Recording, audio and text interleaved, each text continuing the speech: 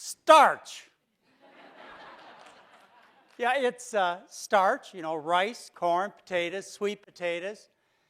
It's starch that has healed thousands of my patients. Like, for example, a young lady from the Bay Area had deforming rheumatoid arthritis, to the point where she couldn't catch her mom. And Julia Baker decided at 17 years old she was going to change her diet. She was going to give up the cheese and the meat and the oil and switch to a diet based upon rice, corn, and potatoes. And it took about 7 days before she started getting better. Or from Sacramento, Robert Cross used to work in the Attorney General's office. He got terrible chest pains, high blood pressure, diabetes, high cholesterol, overweight. Went to his doctor for a solution. Quickly ended up in front of the cardiologist, who recommended what? The heart surgery. He said, no, I've got a better idea. And he switched to a starch-based diet. Lost 60 pounds, dropped his cholesterol from 300 to 150, cleaned out his arteries. Or Deb Tisak from Chicago. Had terrible multiple sclerosis. In fact, she fell down, stayed down for a month, couldn't get up. Her doctor told her she'd be in a wheelchair in 5 years and likely bedridden or dead in 10. She says, I'm not going to do that. So what she did is she switched to starch. Yeah, starch. I'm Dr. John McDougall. I've been in this business for 44 years.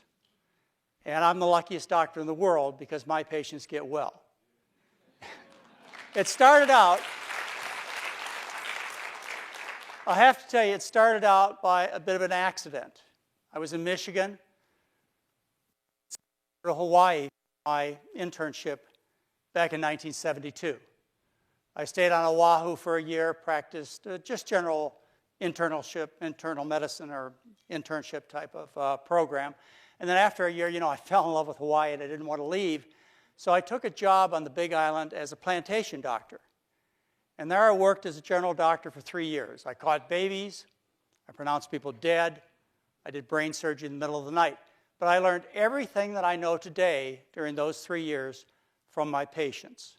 The first thing I learned is that I wasn't a very good doctor. I thought I was going to make all these miraculous cures. I mean, I watched Ben Casey, Dr. Kildare, Marcus Welby. I knew what a real doctor did. And I went into this general practice on the Big Island of Hawaii, and I started taking care of these 5,000 sugar plantation patients. And I gave them the best pills I could find. Sent them off to the best surgeons in Honolulu. And they wouldn't get well. They just stayed fat and sick. I thought it was because I was a bad doctor. I realized my limitations as a physician during those 3 years. I was humbled. The second thing that I learned from my patients, and it was a unique setting on the Big Island of Hawaii and the sugar plantation, is I learned how to eat because I was taking care of 5,000 people who ate differently. I was taking care of first, second, third, and fourth generation Filipinos, Japanese, Chinese, and Koreans. Now, my first generation, they learned about how to eat when they were little kids in their native land of the Philippines, Japan, China, Korea. They learned a diet of rice and vegetables.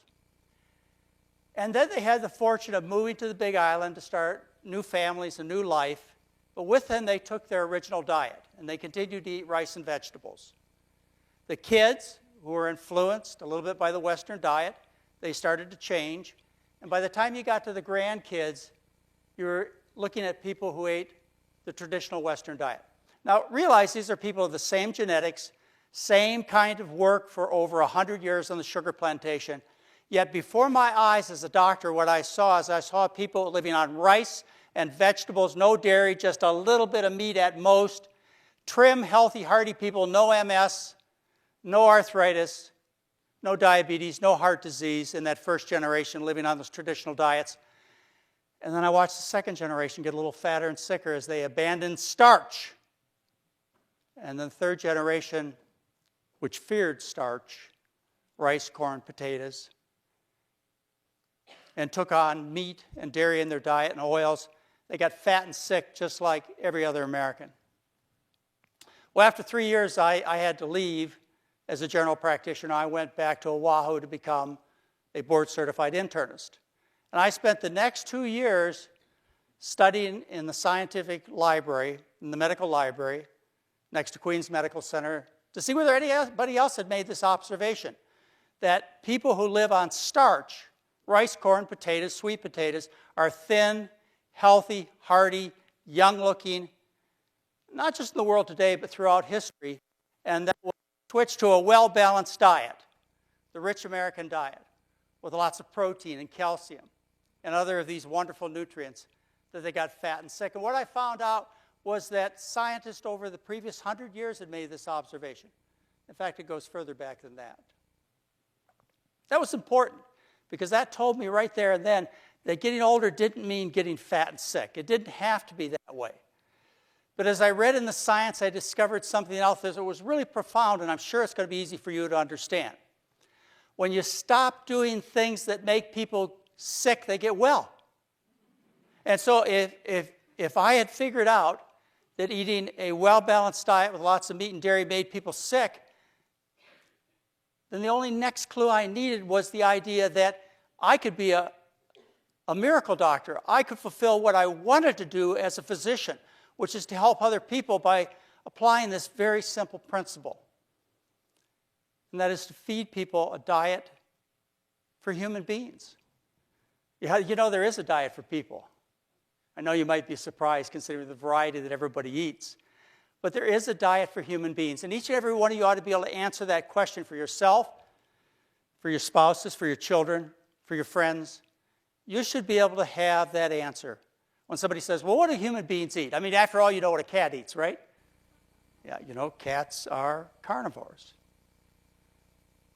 And horses, they have a diet. And parrots have a diet. You never take and feed your parrot meat or your cat nuts and seeds. So every animal must have a diet. What is the diet for human beings? Well, history would tell us what that is.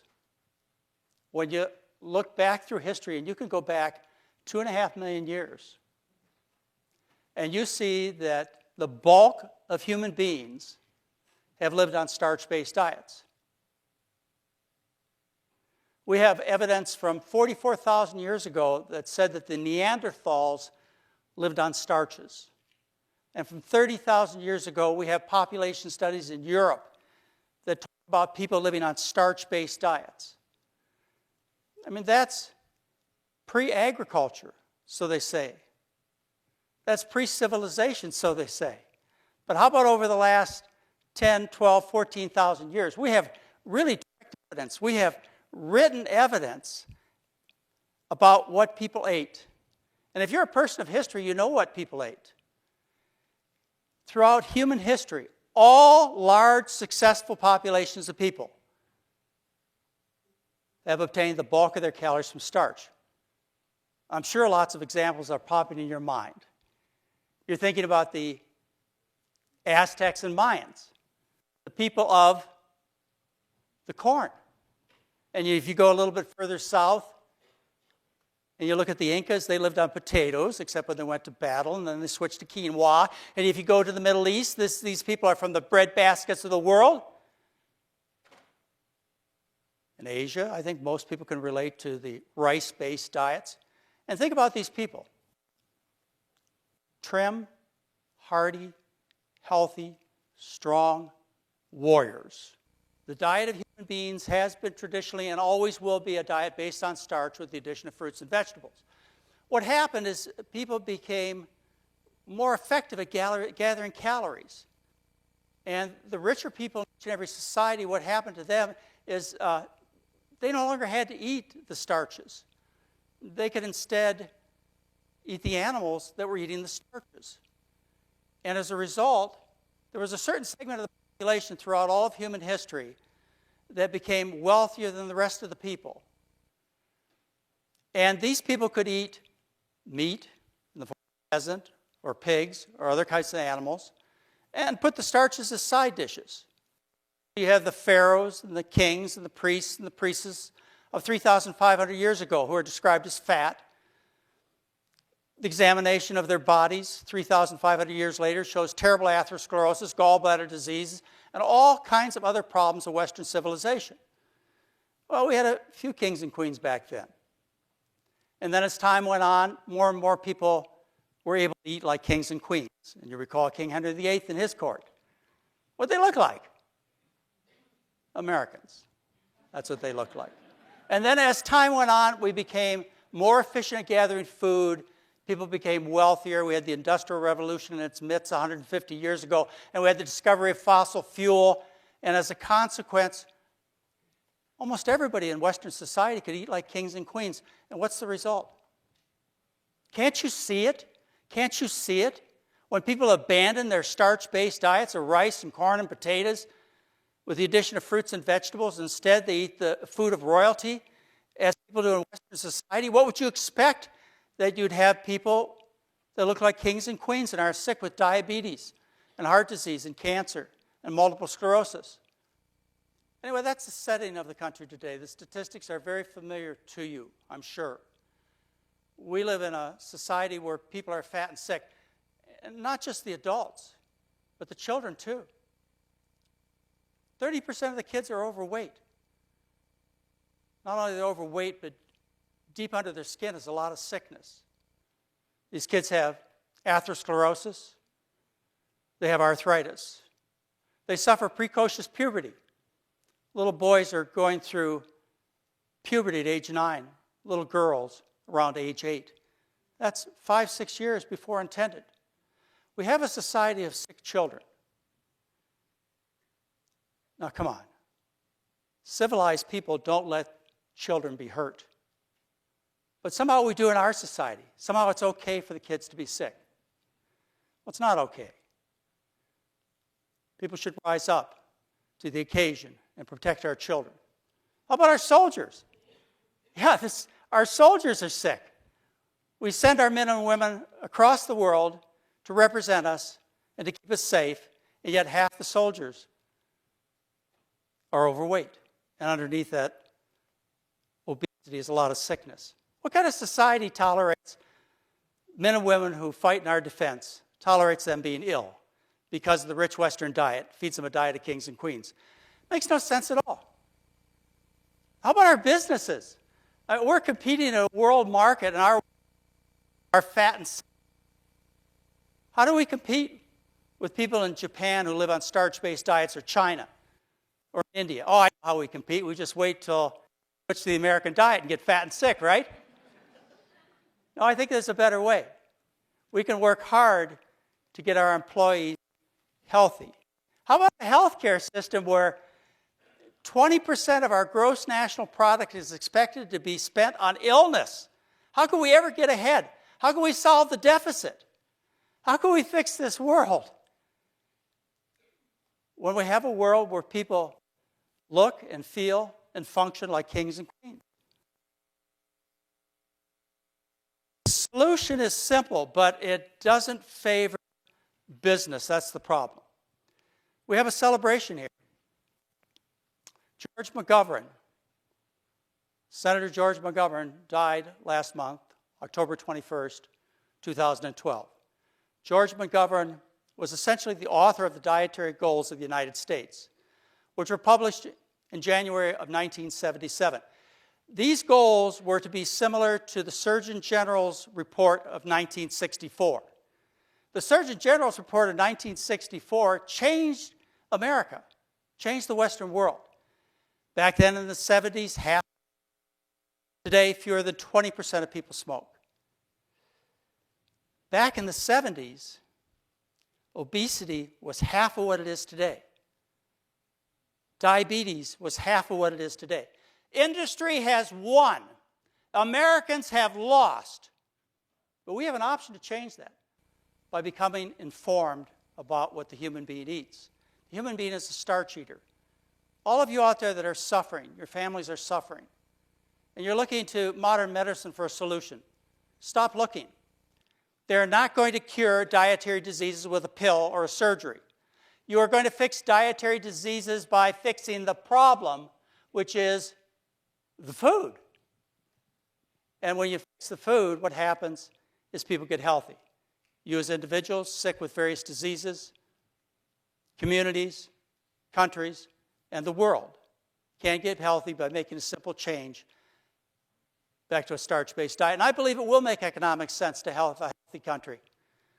I believe it's worth doing. Now, I know a lot of you who are new to this, you think about changing your diet.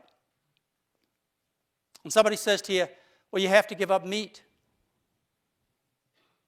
You have to give up dairy, your ice cream, your cheese, your chicken, your steaks. You say, I'm going to starve to death. That's like asking me to give up breathing or asking me to give up drinking water. You think it's an impossible task.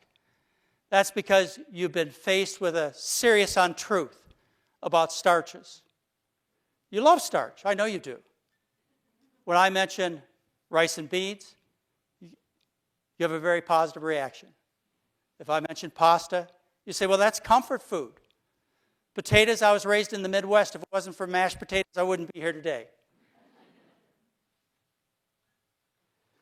So when somebody says you must give up meat and dairy, and they fail to finish the sentence, what you need to do instead is you need to live on starch, on oatmeal for breakfast, hash brown potatoes. For lunch, you need to have bean soup, pea soup, lentil soup. For dinner, you have bean burritos, pasta marinara sauce, mushu vegetables, and rice. You say, I can do that. Well, of course you love those foods. This is the kind of education that we need. We need a new dietary goals for the United States. We need a government that will stand up and tell the truth to the people. We need a society that will not tolerate uncivilized behavior like letting our children be sick and our military be sick and our poor people be sick and our workers be sick because of the diet of kings and queens. And once we know that, we can change it, can't we? We can make a difference. Thank you very much.